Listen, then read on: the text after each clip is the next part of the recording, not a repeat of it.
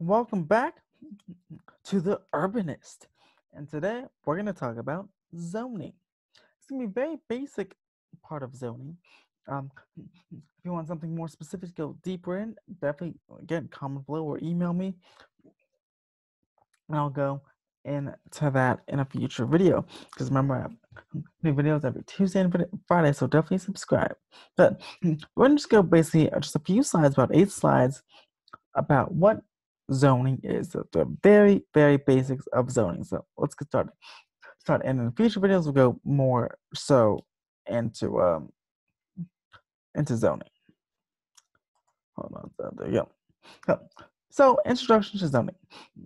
There are 4 basic zones. 4 basic zones. These are the first things you learn in urban planning, and or when you play games like uh, City Skylines or SimCity 4 or SimCity in general. There's an agricultural, commercial, residential, and industrial. Those are the 4 zones you start off with. You can break all of those down into different tiny zones, which you can do in later on videos when we get more advanced, but those are the 4 zones right now. The agricultural zone is those are very rural areas, so there's usually lots of farmland, there's some barns, and they're located usually pretty far away from city centers. That's where all the crops are. That's where the trucks come ship the crops to local grocery stores. For example, here in California, in Los Angeles, so the closest farmland would be like Camarillo. It's in Ventura County, which is right next to LA County. And I'd say it's about maybe an hour away from downtown Los Angeles without any traffic. And Camarillo has its own commercial and residential zones. Actually pretty packed, a pretty decently packed city. But in between Camarillo and Oxnard on the 101 freeway, there's just acres and acres and acres of farmland, agricultural zones on both sides of the freeway. It's incredible. And they grow lots of things, and they even grow some wine there, grapes for wine, and they grow tons and tons of things. And that would be the perfect example of a agricultural zone. Very, very far away from city. Lots of places in the Midwest, agricultural zones, away from the city centers. And then they ship all the products to their local grocery stores all across the country.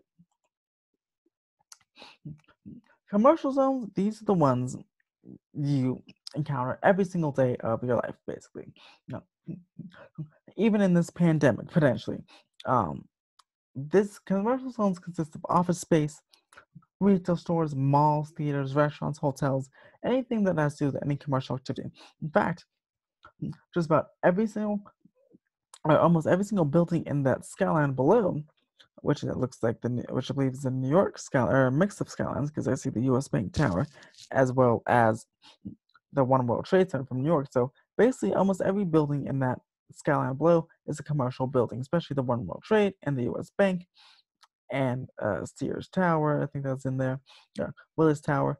But all what you see down below is commercial building, which can consist of your downtowns or CBDs, which is central business district. You go to the store, to Ralph's or your local grocery store, that's a commercial zone. Go to the mall, go to the movie theater, restaurant, you stay in a hotel. All that is in commercial zone. You encounter those just about every day when you're not in a pandemic time. A residential zone, you for sure encounter this every day, unless you're unfortunately homeless. But this is the type of home you live in. Residential zones allow for 2 types of housing: a single-family home, which is usually a suburban area, lots of cul-de-sacs, a master plan community, and just a single house on a large lot or a small lot. Um, like right now, I live in about a 1,700-acre house, or 1,500-acre house, but the lot is maybe like 2,000 square feet. We have a pool in the backyard, and we have all the things, what consists of a single-family zone, which is fantastic. And multifamily housing are things, again, like what you see down below. Some of those are commercial office buildings, but some are probably condo towers and apartment towers. It's when you can put a building with a whole bunch of units, and building between a difference between a condo and apartment building. Condos, you buy it, so basically it's like a house, a single family house, but spread across a level of a building. And you have neighbors. An apartment is the same thing, but you just rent it. You can rent houses too, but um, most people live. Sorry, I lost my train of thought. Most people over here live. They rent the apartment building instead of rent houses. And also, there's townhomes, which are just like smaller apartment or condo buildings, or they're kind of like stacked houses. In Los Angeles, we call them small lot homes. Via our small lot subdivision, that would count as a multifamily housing as well.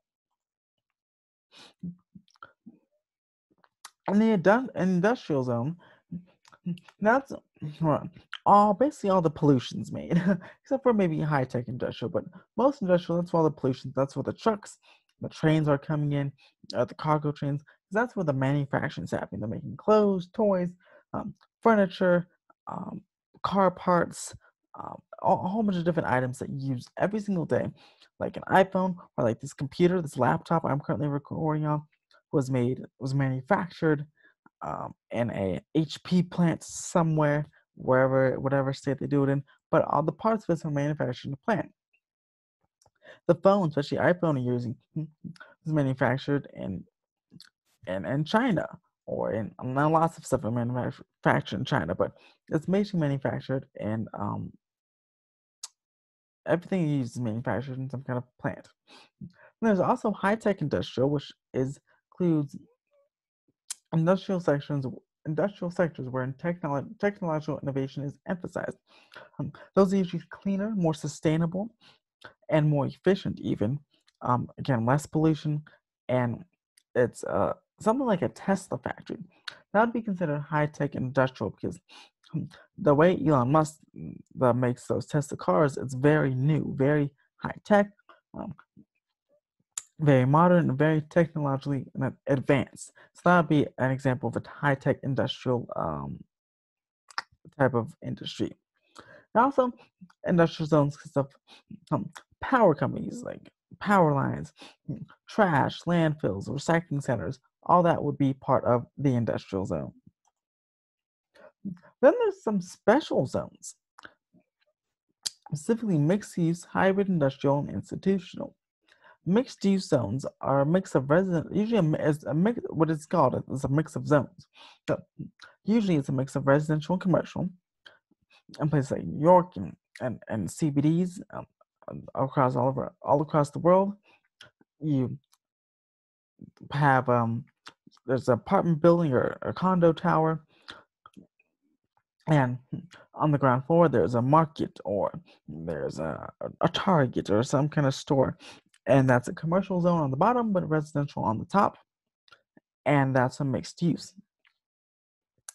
But the combination also goes for hotels. It could be hotels with a residential or with a commercial component on the bottom. That's mixed use.